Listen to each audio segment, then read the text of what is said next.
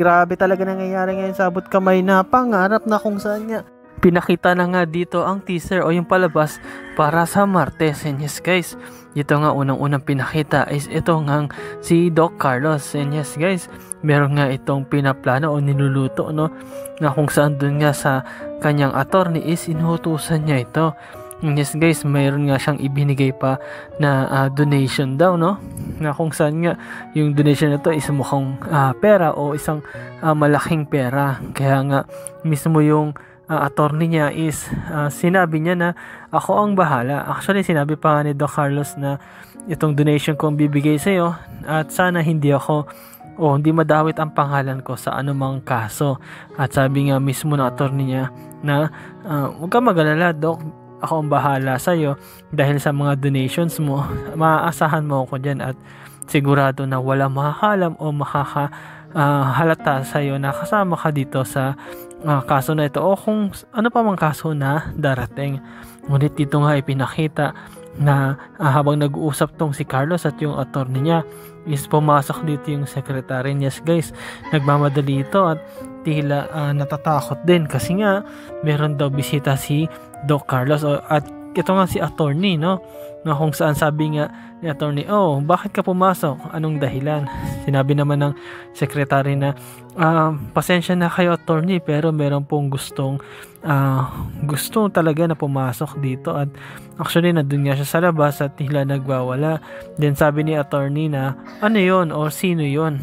At sinabi naman ng secretary na ang pangalan po niya ay Giselle Tanyag at nagulat doon sila, no, pinag-uusapan pa lang nila yun, yung mga Tanyag, tapos dumating na, tapos ito nga si Carlos is tila nagulat din at tila natatakot kapag naabutan siya o nakita siya mismo dito ni Giselle kasi sigurado makakahalata na itong si Giselle na talagang may kinalaman to si Carlos sa mga nangyari, lalo na dito sa attorney ni Dax, no, na kung saan mapera at talagang pwedeng makalusot dahil nga magaling yung attorney pero in the right price. Pero dito nga guys, ipinakita din, no, na sa wakas ito nga si Moira ang pinakihintay natin, lalo na ng mga netizens na mahuli. Yes guys, nahuli na nga ito doon sa Japan, no, na kung saan nakatulong talaga yung tracking device na nilagay ni Annalyn sa bag ni Zoe, na kung saan di nga niya nahalata yun, no, na kung maalala nyo last episode is nag-usap tong si Annalyn at ito nga si Zoe, tapos humag itong si Annalyn. Sabi ni Zoe, ba't paghag ka pa? Yung pala hindi niya alam na may nilagay pala si Annalyn. Yes guys, pinag-usapan nga ito nila Carlos, no, na huwag sila magpahalata sapagkat sinabi ni Annalyn na yung number na natawagan niya ay si Moira. At talagang sakto yung pagplano nila kasi doon na huli nila itong si Moira at actually may kasama na nga silang mga pulis eh.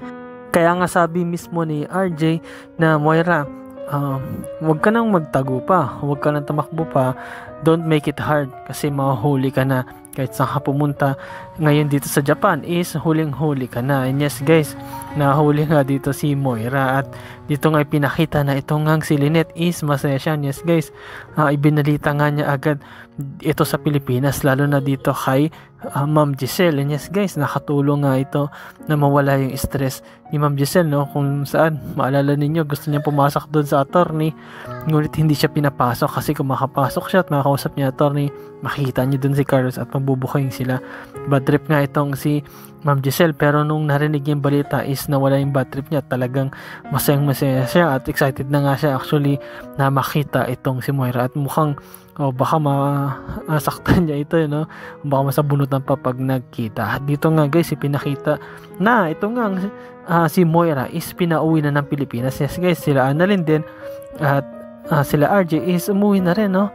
Na kung saan nga dahil nga dito sa pagkakahuli ni Moira, ang daming ang pulis na nag-escort kahit sa pagbaba pa lang nito ng airport is nandun na yung mga pulis, no, na kung saan nga para hindi makatakas itong si Moira kasi alam niyo naman masyadong makulit to si Moira, masyado tong parang daig pa niya yung palos, no, lagi na lang nakakawala kahit yung mga pulis is naiisa niya pa rin. Pero dito guys, no, inabangan talaga ni Giselle yung pagdating dito ni Moira kasi talagang inip na siya eh, no, at talagang parang gusto niya nang masaktan tog si Moira dahil sa sobrang inis niya at galit niya dito, which is kahit naman kayo pwede niyo yung magawa siguro dito sa kanya, kasi si Moira is isa na siyang tinuturing na kriminal dahil sa mga patong-patong na kaso na kinakaharap niya, na tinatakasan niya, pilit niya tinatakasan, pero nahuli pa rin siya. At alam ko guys, masaya kayo, no? Lalo na yung mga netizens, sa mga subscriber natin, na yung chance na ito o yung time na ito na makitang mahuli at makulong itong si Moira, na kung saan nga itong si Moira is wala na talagang kawala. Nagpaplano pa nga siyang makatakas sana at umalis ng Japan. Nakausap pa nga niya o nakipagkita pa nga ito, kung matandaan niyo, kay Zoe. Pero talagang ito na yung time na mahuli at makulong itong si Moira. Ngunit bago nga mangyari, no, makita natin na talagang itong si Moira talagang inisip pa rin niya yung anak niya. Kahit na chance niya na sana na makatakas ito, is nakipagkita pa rin siya sa anak niya, kahit na alam niyang delikado, na kahit na alam niya na pwede siyang masundan. Magpaplano pa nga ito na pagpatuloy lang ni Zoe ginagawa niya, na pagpapangga para hindi siya mahuli, kasi naniniwala naman sa kanya, pero hindi pala, kundi nahuli pala sila dahil mismo doon sa pinano nila Annalyn. At ito nga guys, pinakita na nga na ito nga si Giselle. Kita mo parang galit na galit, no? Gustong manakit nung nakita niya si Moira. Yes guys, talagang nakita mo na parang gusto niya ng sabunutan to si Moira, no? Kasi nga talagang gigil na gigil siya dito. At nung lumapit nga itong si Moira sa kanya, ginawa ni Giselle is talagang pinasalubungan niya ito ng sampal. Yes guys, talagang tabi yung mukha ni Giselle, no? At talagang kita mo galit na galit to kay Moira, no? At talagang nasaktan dito si Moira sa ginawa mismo ni Giselle. Pero sabi nga mismo ni Moira na wala akong pakialam dyan sa sampal mo, hindi ako dyan nasasaktan.